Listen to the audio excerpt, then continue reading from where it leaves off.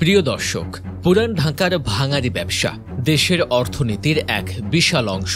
আপাত দৃষ্টিতে এটি একটি সাধারণ ব্যবসা মনে হলেও এর আড়ালে লুকিয়ে আছে এক অন্ধকার জগৎ, যেখানে চলে ক্ষমতার দ্বন্দ্ব, সিন্ডিকেটের দৌরাত্ম্য এবং নানাবিধ অপরাধমূলক কর্মকাণ্ড। সম্প্রতি পুরান ঢাকায় এক ভাঙারি ব্যবসায়ী সোহাগকে নির্মমভাবে পাথর দিয়ে থেঁতলে হত্যা করা হয়েছে। এই হত্যাকাণ্ড কেবল একটি প্রাণহানি নয়, এটি যেন ভাঙারি ব্যবসার গভীরে লুকিয়ে থাকা সিন্ডিকেট, অবৈধ কার্যকলাপ এবং ক্ষমতা লড়াইয়ের এক ভয়ঙ্কর চিত্র তুলে ধরেছে। প্রাথমিকভাবে চাঁদার দাবির কথা বলা হলেও অনুসন্ধানে বেরিয়ে এসেছে চাঞ্চল্যকর তথ্য। সোহাগ নিজেও ছিল এক শক্তিশালী সিন্ডিকেট নিয়ন্ত্রক। সে কিভাবে এই সিন্ডিকেট তৈরি করে অন্য ব্যবসায়ীদের ক্ষতিগ্রস্ত করত? ভাঙারি ব্যবসার নেতিবাচক দিকগুলো কি? কিভাবে এই ব্যবসায়ীরা লোক ঠকায়, সিন্ডিকেট করে এবং এর আড়ালে অন্য কোন কোন অপরাধ কর্মকাণ্ডের সাথে যুক্ত থাকে? আজ আমরা এই অন্ধকার জগতের গভীরে প্রবেশ করব এবং এর অজানা দিকগুলো উন্মোচন করব। তাই ভিডিওটি না টেনে দেখতে থাকুন শেষ পর্যন্ত। আর আপনি যদি আমাদের চ্যানেলে নতুন হয়ে থাকেন তাহলে এরকম ইন্টারেস্টিং ভিডিও পেতে আমাদের চ্যানেলটি সাবস্ক্রাইব করে দিন এবং পাশে থাকা বেল আইকনটি অন করে দিন, যাতে কোনো ভিডিও মিস না হয়ে যায়। গত 9 জুলাই পুরান ঢাকায় ঘটে যায় এক মর্মান্তিক ঘটনা। একদল লোক পাথর মেরে নির্মমভাবে নিহত করে সোহাগ নামের এক কথিত ভাঙারি ব্যবসায়ীকে। এরপর ঘটনাটি চারিদিকে ছড়িয়ে যায়। অনুসন্ধানে জানা যায় সোহাগের আসল পরিচয়। সোহাগ ওরফে শরীফ মামুন ছিলেন পুরান ঢাকার চায়নাপট্টি ও রজনী বস লেন এলাকায় একটি ভাঙারি সিন্ডিকেটের প্রধান মুখ। বৈধ পণ্যের আড়ালে তিনি চোরাই তার ও অবৈধ অ্যালুমিনিয়াম ব্যবসার নিয়ন্ত্রণ করতেন। তার নেতৃত্বে গড়ে ওঠা চাঁদাবাজ ও সন্ত্রাসী সিন্ডিকেট দীর্ঘদিন ধরে ব্যবসায়ীদের জিম্মি করে রেখেছিল।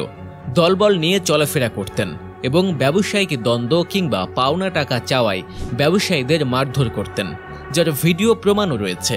2025 সালের 9 জুলাই এই সিন্ডিকেট দ্বন্দ্বের জেরে সোহাগ নিজেই খুন হন।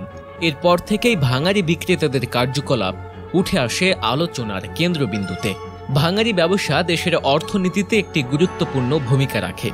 এটি একদিকে যেমন পুনর্ব্যবহারের মাধ্যমে পরিবেশ দূষণ কমাতে সাহায্য করে, তেমনি বিভিন্ন শিল্পের কাঁচামাল সরবরাহ করে। দেশের ছোট বড় অনেক শিল্প প্রতিষ্ঠান যেমন লৌহ শিল্প, প্লাস্টিক শিল্প, কাগজ শিল্প এগুলো ভাঙারি পণ্যের উপর নির্ভরশীল।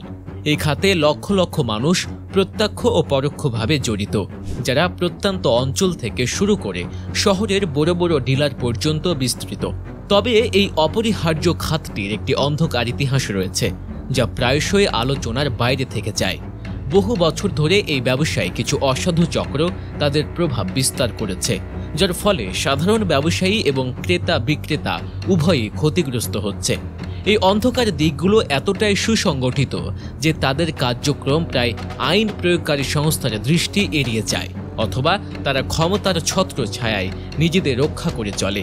ভাঙারি ব্যবসার একটি বড় অংশ সিন্ডিকেটের মাধ্যমে নিয়ন্ত্রিত হয়। এই সিন্ডিকেটগুলো নির্দিষ্ট এলাকায় একচেটিয়া আধিপত্য বিস্তার করে, যার ফলে ছোট ব্যবসায়ীরা প্রতিযোগিতায় টিকতে পারে না। তাদের ক্ষমতা এতটাই বেশি যে তারা পুরো বাজারের মূল্য নির্ধারণ করে এবং অন্য ব্যবসায়ীদের তাদের নির্ধারিত মূল্যে পণ্য বেচাকেনা করতে বাধ্য করে। এই সিন্ডিকেটগুলো স্থানীয়ভাবে এতটাই প্রভাবশালী হয় যে তাদের অনুমতি ছাড়া কেউ নির্দিষ্ট এলাকায় ভাঙারি ব্যবসা শুরু করতে পারে না। যদি কেউ চেষ্টা করে তাহলে তাদের উপর নেমে আসে হুমকি, মারধর, এমনকি ব্যবসা বন্ধ করে দেওয়ার মতো ঘটনাও। সিন্ডিকেটগুলো নিজেদের মধ্যে যোগসাজশ করে পণ্যের ক্রয় মূল্য এবং বিক্রয় মূল্য উভয়ই নিয়ন্ত্রণ করে। তারা সাধারণ মানুষের কাছ থেকে পণ্য কেনার সময় অত্যন্ত কম দাম দেয় এবং শিল্প প্রতিষ্ঠানগুলোর কাছে বিক্রি করার সময় অস্বাভাবিক বেশি দাম নেয়। এর ফলে মাঝখানে থাকা সিন্ডিকেটই সকল মুনাফা লুটে নেয়, আর ক্ষতিগ্রস্ত হয় প্রান্তিক বিক্রেতা ও শিল্প প্রতিষ্ঠানগুলো। যারা সিন্ডিকেটের নিয়ম মানতে চায় না বা তাদের বিরুদ্ধে প্রতিবাদ করে, তাদের উপর নেমে আসে চরম নির্যাতন। তাদের দোকান বন্ধ করে দেয়া হয়, মালামাল ছিনিয়ে নেওয়া হয়, এমনকি শারীরিকভাবেও লাঞ্ছিত করা হয়। এই ধরনের ঘটনাগুলো ছোট ব্যবসায়ীদের মধ্যে ভীতি তৈরি করে, যার ফলে তারা প্রতিবাদ করতে সাহস পায় না। ভাঙারি ব্যবসার আড়ালে চাঁদাবাজি যেন একটি সাধারণ ঘটনা হয়ে উঠেছে। সিন্ডিকেটগুলো স্থানীয় প্রভাবশালী ব্যক্তি বা রাজনৈতিক ক্ষমতার ছত্রছায়ায় এই চাঁদাবাজি পরিচালনা করে। স্থানীয় ভাঙারি দোকানদার, আড়তদার এবং এমনকি ভাঙারি সংগ্রহকারী ভ্যান চালকদের কাছ থেকেও নিয়মিত চাঁদা আদায় করা হয়। এই চাঁদা না দিলে তাদের ব্যবসা করতে দেয়া হয় না বা তাদের উপর হামলা চালানো হয়। অনেক সময় সিন্ডিকেটগুলো সরাসরি একটি প্রতিষ্ঠান বা ব্যবসা দখলের চেষ্টা করে। তারা হুমকি দিয়ে ব্যবসার মালিকানা পরিবর্তন করতে চায় অথবা লাভের একটি বড় অংশ দাবি করে। যদি মালিক রাজি না হয় তাহলে তাকে ভয়ভীতি দেখানো হয়, ব্যবসা বন্ধ করে দেয়া হয়, এমনকি জীবননাশের হুমকিও দেয়া হয়। এই চাঁদাবাজি প্রায়শই স্থানীয় রাজনৈতিক দলের নেতা বা তাদের অনুসারীদের মাধ্যমে পরিচালিত হয়। রাজনৈতিক পরিচয় তাদের অপরাধমূলক কর্মকাণ্ডে এক ধরনের সুরক্ষা দেয়, যার ফলে তারা নির্ভয়ে কাজ করতে পারে। যখন রাজনৈতিক দলগুলো অপরাধীদের আশ্রয় প্রশ্রয় দেয় তখন সমাজের আইন শৃঙ্খলা পরিস্থিতি ভেঙে পড়ে।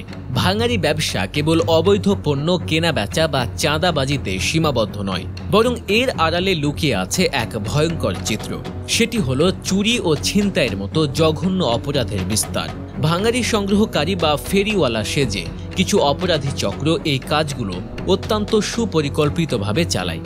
এই চক্রের সদস্যরা, যারা সাধারণত ভাঙারি সংগ্রহকারী হিসেবে বিভিন্ন পাড়া মহল্লায় ঘোরাঘুরি করে, তারা আসলে সম্ভাব্য শিকারের বাড়িঘর পর্যবেক্ষণ করে।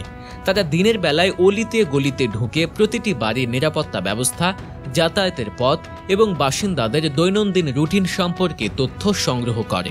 কোন বাড়ির মালিক কখন বাইরে যান, কোন দরজা বা জানালা দুর্বল, সিসিটিভি ক্যামেরা আছে কিনা বা কোথায় মূল্যবান জিনিসপত্র রাখা আছে, এসব তথ্য তারা অত্যন্ত সতর্কতার সাথে নোট করে। অনেক সময় তারা বাড়ির ভেতরে ঢুকে পুরাতন খবরের কাগজ বা বোতল কিনতে চায়, যা আসলে বাড়ির ভেতরের পরিবেশ এবং মূল্যবান সামগ্রীর অবস্থান সম্পর্কে ধারণা নেয়ার একটি কৌশল। একবার টার্গেট চিহ্নিত হয়ে গেলে তারা সুবিধাজনক সময়ের অপেক্ষা করে।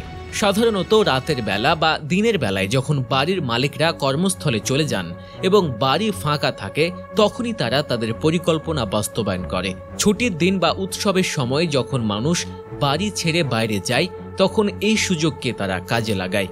টার্গেট করা বাড়িতে তারা অত্যন্ত দ্রুততার সাথে প্রবেশ করে। তারা তালা ভেঙে, গ্রিল কেটে বা জানালা দিয়ে ঢুকে মূল্যবান জিনিসপত্র যেমন স্বর্ণালংকার, নগদ টাকা, ইলেকট্রনিক সামগ্রী এবং অন্যান্য মূল্যবান সম্পদ লুট করে। যদি বাড়িতে কেউ থাকে তবে তারা ছিনতাই বা ডাকাতির মতো অপরাধেও লিপ্ত হয়, যেখানে বল প্রয়োগের মাধ্যমে অর্থ বা মূল্যবান সামগ্রী কেড়ে নেওয়া হয়। অনেক সময় তারা মুখোশ পরে বা অস্ত্র নিয়ে হামলা চালায়, যা বাসিন্দাদের জীবনকেও ঝুঁকির মুখে ফেলে দেয়। চুরি বা ছিনতাই করা মালামাল দ্রুত ভাঙারি দোকানে পৌঁছে দেওয়া হয়। এই ভাঙারি দোকানগুলো চোরাই মাল কেনার জন্য একটি সহজ মাধ্যম হিসেবে কাজ করে। চোরাই মালগুলো নামমাত্র মূল্যে কিনে নেওয়া হয় এবং পরবর্তীতে সেগুলো প্রক্রিয়াজাত করে বিক্রি করা হয়, যাতে সেগুলোর আসল উৎস চিহ্নিত করা না যায়। এই দ্রুত নিষ্কাশন প্রক্রিয়া অপরাধীদের ধরা পড়া থেকে বাঁচতে সাহায্য করে এবং তাদের অপরাধমূলক কর্মকাণ্ড চালিয়ে যেতে উৎসাহিত করে। ভাঙারি ব্যবসার আড়ালে আরও বেশ কিছু অপরাধমূলক কর্মকাণ্ড চলে। চোরাই তার, চুরি করা ধাতব বস্তু, এমনকি সরকারি সম্পত্তিও ভাঙারির আড়ালে কেনা বেচা হয়। রেল লাইনের অংশ, রাস্তার পাশে লাগানো ধাতব সাইনবোর্ড, ম্যানহোলের ঢাকনা, এসব চুরি করে ভাঙারির দোকানে বিক্রি হয়। এই ধরনের চুরি দেশের সরকারি সম্পত্তির বড় ধরনের ক্ষতি করে এবং অবকাঠামো উন্নয়নে বাধা সৃষ্টি করে। চুরি করা গাড়ি বা বড় বড় যন্ত্রাংশকে ভাঙারির নামে কেটে কুচি কুচি করে বিক্রি করা হয়, যাতে সেগুলোর আসল পরিচয় মুছে যায়। এর ফলে চুরি করা গাড়ি বা যন্ত্রাংশ খুঁজে বের করা অসম্ভব হয়ে পড়ে। কিছু ভাঙারি দোকান অপরাধী চক্রের জন্য একটি গোপন আস্তানা হিসেবে কাজ করে, যেখানে মাদক বা অস্ত্রের মতো অবৈধ পণ্যের লেনদেন হয়। এই ধরনের দোকানগুলো আইন প্রয়োগকারী সংস্থার নজর এড়িয়ে চলার জন্য ভাঙারি ব্যবসার ছদ্মবেশ ব্যবহার করে। অনেক ভাঙারি ব্যবসায়ী পরিবেশ আইন মেনেই চলে না।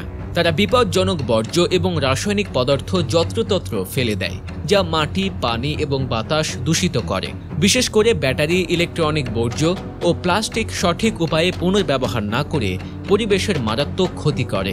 ভাঙারি ব্যবসার এই অন্ধকার দিকগুলো সমাজ ও অর্থনীতির ওপর এক গভীর নেতিবাচক প্রভাব ফেলে। অবৈধ পণ্য লেনদেন, চাঁদাবাজি, সিন্ডিকেটের দৌরাত্ম্য, চুরি এবং ছিনতাই, এগুলো আইন শৃঙ্খলার জন্য মারাত্মক হুমকি।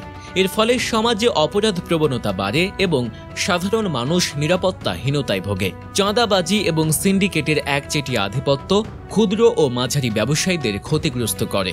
তারা স্বাধীনভাবে ব্যবসা করতে পারে না, যার ফলে তাদের অর্থনৈতিক অগ্রগতি ব্যাহত হয়। অবৈধ লেনদেনের কারণে সরকার বিশাল অঙ্কের রাজস্ব হারায়। এই খাতের অপরাধমূলক কার্যকলাপ সমাজে অস্থিরতা তৈরি করে। রাজনৈতিক পরিচয়ের আড়ালে অপরাধীরা যখন সুরক্ষিত থাকে, তখন জনমনে বিচারহীনতার সংস্কৃতি তৈরি হয়, যা নৈতিক অবক্ষয়কে ত্বরান্বিত করে। চুরি, ছিনতাই এবং চোরাই তারের কারণে বিদ্যুৎ বিভ্রাট, সরকারি সম্পত্তি চুরি এসব সরাসরি জনগণের দুর্ভোগ বাড়ায়।